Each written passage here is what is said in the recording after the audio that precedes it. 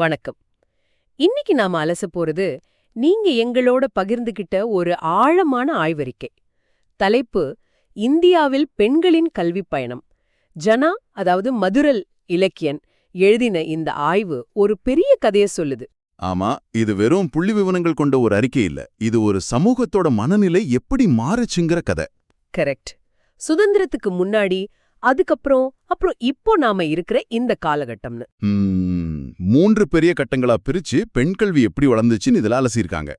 நம்மளோட நோக்கம் ரொம்ப சிம்பிள். 100 வருஷத்துக்கு முன்னாடி 100க்கு வெறும் 8 பெண்கள் மட்டுமே கையெழுத்து போட தெரிஞ்சவங்களா இருந்த நிலைமையில இருந்து இன்னைக்கு நாம இருக்கிற இடத்துக்கு எப்படி வந்தோன்னு புரிஞ்சுக்கிறது தான். சரி, வாங்க ஆரம்பிக்கலாம். நிச்சயமா, இது வெறும் பள்ளிக்கூடங்களோட கதை இல்ல. இது ஒரு சமூக போராட்டம், அரசியல் உறுதி, சமத்துவத்துக்கான ஒரு நீண்ட பயணம். ஒரு வகையில இது இந்தியாவின் மாற்றத்தையே பிரதிபலிக்கிற ஒரு கண்ணாடி. நாம ஆரம்பிக்கும் போதே ஒரு ஆச்சரியமான தகவல் இருக்கு. நாம பெண் கல்வி பத்தி பேசும்போது இதெல்லாம் சமீபத்துல வந்ததுன்னு நினைச்சுக்கிறோம். ஆனா அந்த ஆய்வு வேத காலத்துக்கே நம்மள கூட்டிட்டு போகுது.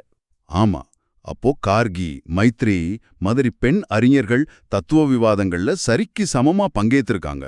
குருகுல கல்வி முறை அவங்களுக்கும் இருந்திருக்கு. இதுவே பலருக்கும் தெரியாத ஒரு விஷயம். ஆனா சுவாரஸ்யமான விஷயம் என்னன்னா, அந்த நிலைமை அப்படியே நீடிக்கல. ஆமா, பிற்கால வேத காலத்திலயும் இடைக்காலத்திலயும் நிலைமை தலைகீழா மாறுது. குழந்தை திருமணம், பர்தா முறை, பெண்கள்னா வீட்டு வேலைக்கு மட்டும்தான ஒரு எண்ணம், இதெல்லாம் சேர்ந்து அவங்கள கல்வியிலிருந்து முழுசா ஒதுக்கி வச்சிடுச்சு. அப்போ அந்த ஒரு நல்ல தொடக்கம் ஏன் இப்படி ஒரு பெரிய வீழ்ச்சிய சந்திச்சது? சமமா விவாதம் செஞ்ச இடத்துல இருந்து வீட்டுக்குள்ள முடங்குற நிலைமைக்கு என்ன காரணம்? அதுக்கு பல சமூக அரசியல் காரணங்கள் இருக்கு. படையெடுப்புகள், சமூக கட்டமைப்புகள் ரொம்ப இறுக்கமானது, அப்புறம் மனுஸ்மிருதி போன்ற நூல்கள் பெண்களோட பங்களிப்ப குடும்பத்துக்குள்ள சுருக்குனதுன்னு பல அடுக்குகள் இருக்கு. ஓஹோ. கல்விங்கிறது ஆண்களோட தனிப்பட்ட சொத்து மாதிரி ஆகிடுச்சு. இந்த மனநிலை பல நூற்றாண்டுகளா ஊறிப்போச்சு. இந்த இருண்ட காலகட்டத்துக்கு அப்புறம் தான் காலனித்துவ காலம் வருது. பிரிட்டிஷ் ஆட்சி நவீன கல்வியை அறிமுகப்படுத்தினாலும் பெண் கல்வி மறுபடியும் ஓரங்கட்டப்பட்டதா இந்த ஆய்வு சொல்லுது. இது கொஞ்சம் முரணா இல்லையா? ஆமா, இல்லையா? நவீன கல்வின்னு சொல்லிட்டு அதுல பாதியை ஏன் விட்டுட்டாங்க? இது ஒரு முக்கியமான கேள்வி. இதுக்கு பின்னாடி 3 பெரிய தடைகள் இருந்ததா ஆய்வு சொல்லுது. 1, ஆணாதிக்க மனநிலை. சரி. இந்திய சமாஜத்திலையும் சரி, பிரிட்டிஷ் அதிகாரிகள் மத்தியிலையும் சரி, பெண்களுக்கு இதுக்கு பழிப்புங்கிற எண்ணம் வலுவா இருந்துச்சு. 2வது, ஒரு விதமான பயம். படிச்ச பெண்கள் கேள்விகள் கேட்பாங்க, கீழ்ப்படியாம போயிடுவாங்கன்னு பயந்தாங்க. அப்படியா? 3வது, நடைமுறை சிக்கல். பெண் ஆசிரியர்கள் இல்ல, பெண்களுக்கான தனி பள்ளிகள் இல்ல, இதெல்லாம் சேர்ந்து ஒரு பெரிய சுவரா நின்னுச்சு. அப்போ இந்த சுவரை உடைக்க ஆரம்பிச்சது யாரு? இங்கதான் இது ரொம்ப சுவாரஸ்யமா மாறுது. ஆமா, இந்த சூழல்ல தான் சமூக சீர்திருத்தவாதிகள் உள்ள வராங்க. ராஜா ராம்மோகன் ராய், ஈஸ்வர் சந்திர வித்யாசாகர் மாதிரி ஆட்கள் இது தப்பு, பெண்களும் படிக்கணும்னு ரொம்ப வலுவா குரல் கொடுத்தாங்க. ஆமா, அவங்களோட பங்களிப்பு ரொம்ப முக்கியமானது. ஆனா இந்த ஆய்வுல ஜோதிபா பூலே மற்றும் சாவித்ரிபாய் பூலே தம்பதியினருக்கு ஒரு தனி இடம் கொடுத்திருக்காங்க. 1848ல பூனேவில. கரெக்ட். அவங்க பெண்களுக்காகவே ஒரு பள்ளியை தொடங்குறாங்க. யோசிச்சு பாருங்க, அந்த காலகட்டத்துல இது எவ்வளவு பெரிய புரட்சிகரமான செயல்னு. நிச்சயமா. சாவித்ரிபாய் பூலே பள்ளிக்கு போகும்போது மக்கள் அவர் மேல சேற்றையும் சாணத்தையும் வீசியிருக்காங்க. அதையெல்லாம் தாண்டி தான் அந்த அடி எடுத்து வைக்கப்பட்டிருக்கு. தமிழ்நாட்டிலையும் பெரியார் ஈவே ராமசாமி பெண் கல்விய வெறும் படிப்பா பார்க்காம அத சுயமரியாதையோடு இணைச்சார். ஆமா, படிப்பு தான் அடிமைத்தனத்திலிருந்து விடுதலை கொடுக்குன்னு ரொம்ப ஆணித்தரமா சொன்னார். இது ஒரு பக்கம் நடந்துகிட்டு இருக்கும்போதே, இன்னொரு பக்கம் கிறிஸ்தவ மிஷனரிகளும் பள்ளிகளை ஆரம்பிச்சாங்க. அவங்க ஒரு முறையான பாடத்திட்டத்தோட, ஆசிரியர் பயிற்சி மையங்களோட இதை செஞ்சாங்க. இப்போ இங்க ஒரு சுவாரஸ்யமான முரண்பாட்டை நாம கவனிக்கணும். சொல்லுங்க. சமூக சீர்திருத்தவாதிகள் நாட்டு மேல இருந்த பற்றுனாலையும் சமூக விடுதலைய நோக்கியும் பெண் கல்விய முன்னெடுத்தாங்க. மிஷனரிகளோட நோக்கம் வேற. அவங்க மத மாற்றத்தையும் அவங்களோட நாகரிகத்தை பரப்புறதையும் ஒரு கருவியா பார்த்தாங்க. ஓ, நோக்கங்கள் வேற வேற.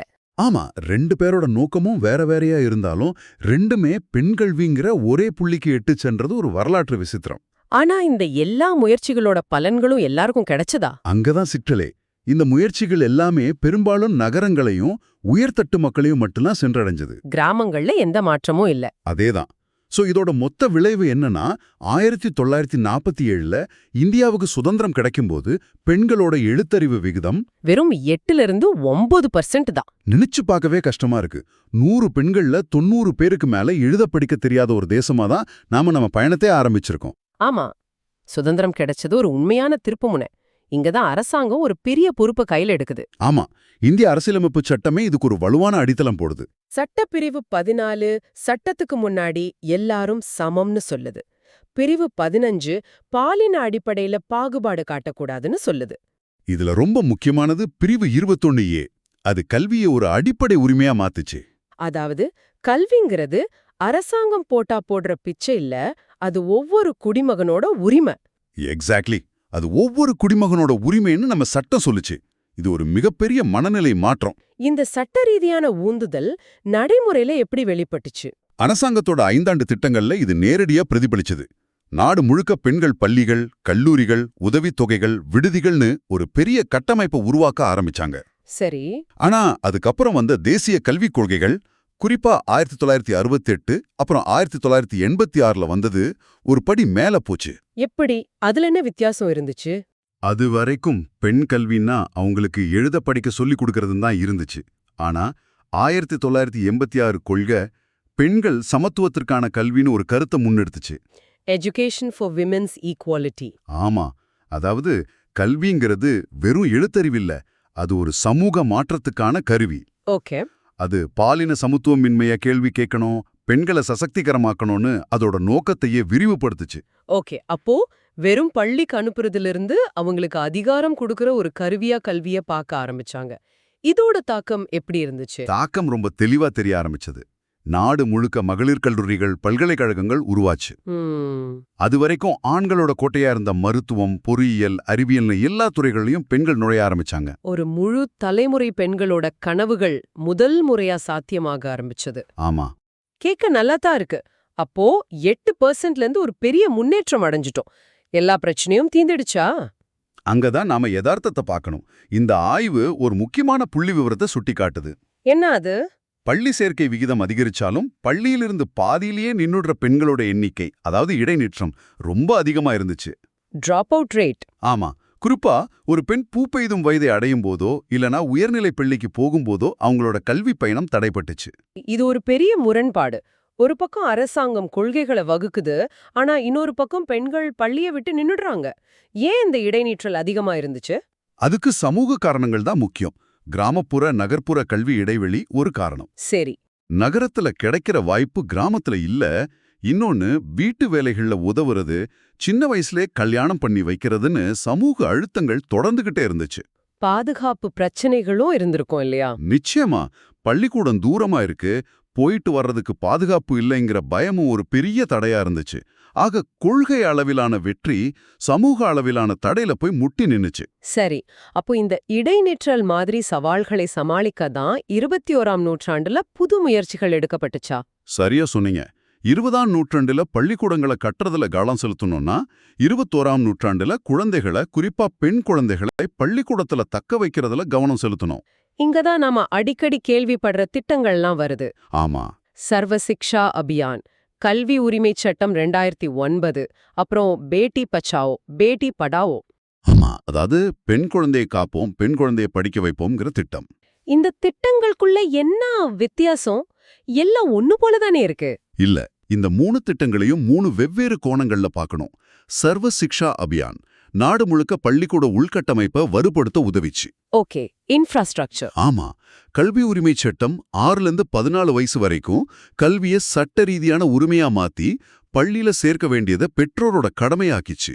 அப்போ பேட்டி பச்சாவ் பேட்டி படாவோ அந்த திட்டம் பிரச்சனை பள்ளிக்கூடத்துல இல்ல, சமூக மனநிலையில இருக்குன்னு புரிஞ்சுக்கிட்டு பெண் குழந்தை பிறக்கிறதையே ஊக்கப்படுத்துற ஒரு கலாச்சார மாற்றத்தை உருவாக்க முயற்சி செஞ்சது. இதுல கஸ்தூர்பா காந்தி பாலிகா வித்யாலயா பத்தியும் இந்த ஆய்வுல குறிப்பா சொல்லிருக்காங்க. அது என்ன திட்டம்? அது ரொம்ப முக்கியமான ஒரு திட்டம். பின்தங்கிய பகுதிகளில் இருக்கிற பெண் குழந்தைகளுக்காகவே உருவாக்கப்பட்ட உறைவிட பள்ளிகள் அது. ரெசிடென்ஷியல் ஸ்கூல்ஸா? ஆமா, இடைநிற்றலுக்கு ஒரு முக்கிய காரணம் பாதுகாப்பு இல்லாதது, பள்ளி தூரமா இருக்கிறதுன்னு பார்த்தோம் இல்லையா? இந்த உறைவிட பள்ளிகள் அந்த பிரச்சனைக்கு நேரடியான தீர்வா அமைஞ்சது. இந்த ஆய்வுல மதிய உணவு திட்டம் பத்தி ஒரு சுவாரஸ்யமான விஷயம் இருக்கு. அது ஊட்டச்சத்துக்காக கொண்டு வரப்பட்டாலும் பெண் குழந்தைங்களோட பள்ளி சேர்க்கைய அதிகப்படுத்த மறைமுகமா உதவிச்சுன்னு சொல்லுது. அது எப்படி? யோசிச்சு பாருங்க, ஒரு ஏழை குடும்பத்துல குழந்தைங்கள பள்ளிக்கு அனுப்புனா குறைஞ்சது ஒரு வேளை சாப்பாட்டுக்கு உத்தரவாதம் கிடைக்குது. ஆமா.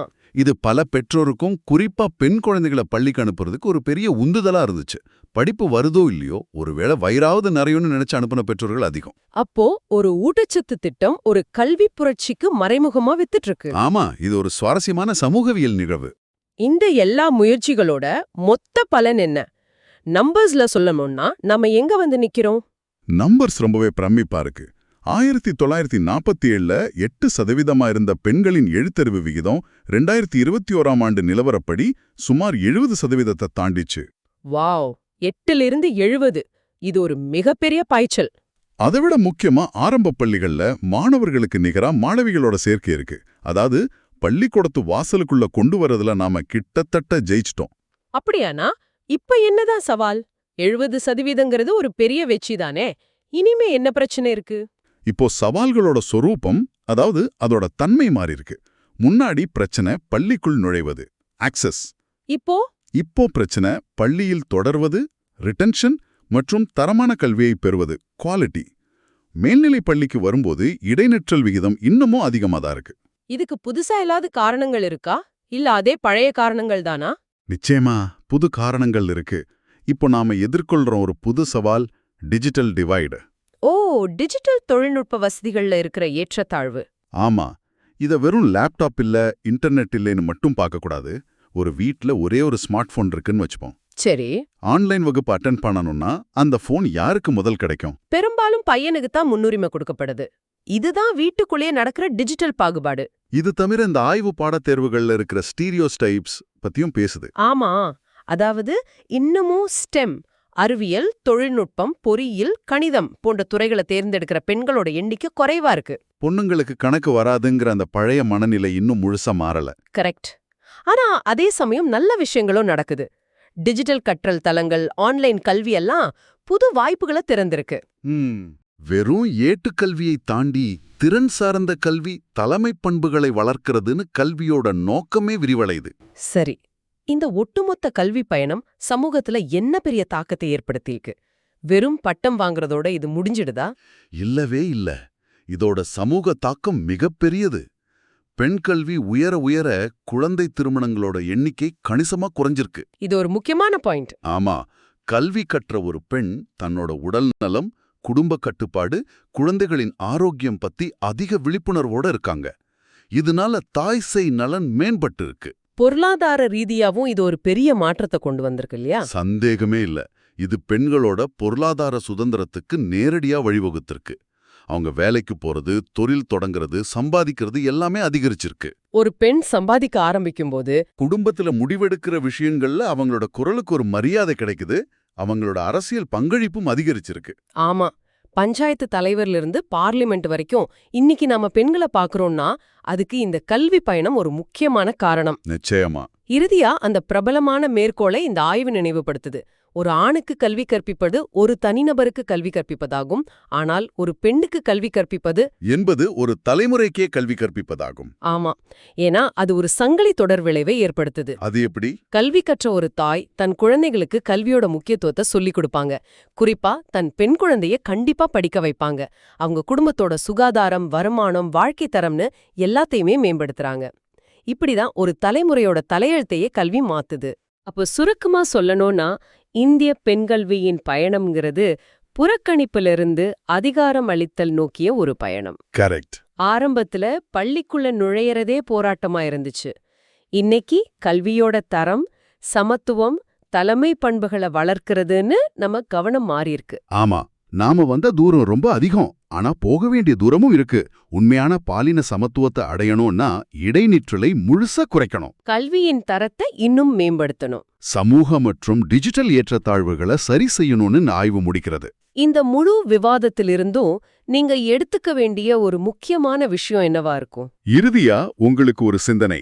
இந்த ஆய்வு கல்விக்கான அணுகல், அதாவது ஆக்சஸ் என்பதிலிருந்து கல்வியின் தரம், அதாவது குவாலிட்டி நோக்கிய பயணத்தை ரொம்ப அழகா விவரிக்குது. சரி. ஆனா நாம எதிர்காலத்தை பார்க்கும்போது அடுத்த கட்ட பாய்ச்சல் கல்வி என்பதோட அர்த்தத்தையே மாத்தி அமைக்கிறதா இருக்கலாம். அது என்ன?